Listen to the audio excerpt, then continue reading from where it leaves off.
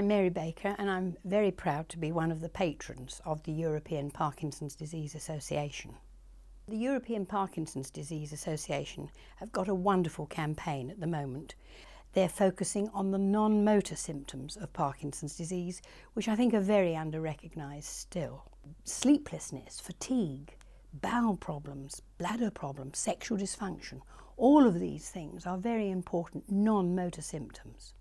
So it's great that they're recognised, people can talk about them more, and once you can begin to talk about them, I think that gives great relief and a better understanding.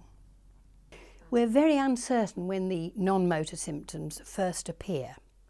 I think to begin with, people say they experienced feeling depressed and feeling rather low and rather anxious, but it was all very unexplained. And these may be, not yet proven, may be the sort of precursors to the appearance of the illness. So there are other little clues too that are beginning to appear. For instance, when my mother was diagnosed with Parkinson's, for about at least 2 years before diagnosis, she would be talking to me about how she'd lost her sense of smell.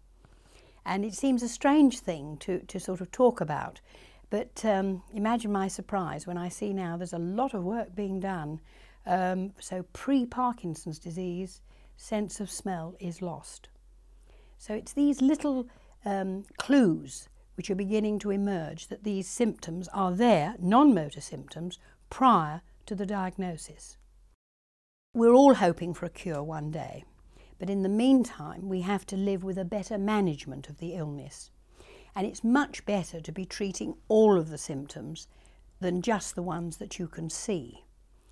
You know, it isn't just about let me see you walk, it's much more about how do you feel? What are your main concerns?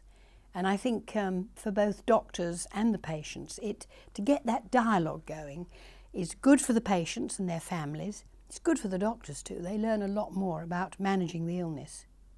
My aspirations for the people living with Parkinson's disease is that they will begin to recognise and understand that all those symptoms they were feeling and were wondering what on earth they were can now be voiced. They're recognised. They are the non-motor symptoms of Parkinson's disease. They're the hidden face of this illness.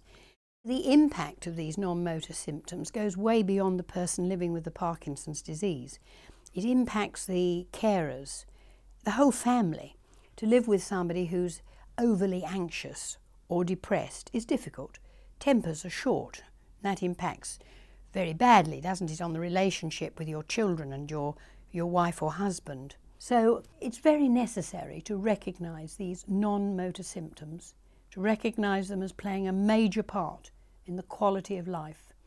And this causes terrible distress, and it also costs a large economic burden to any of the health systems.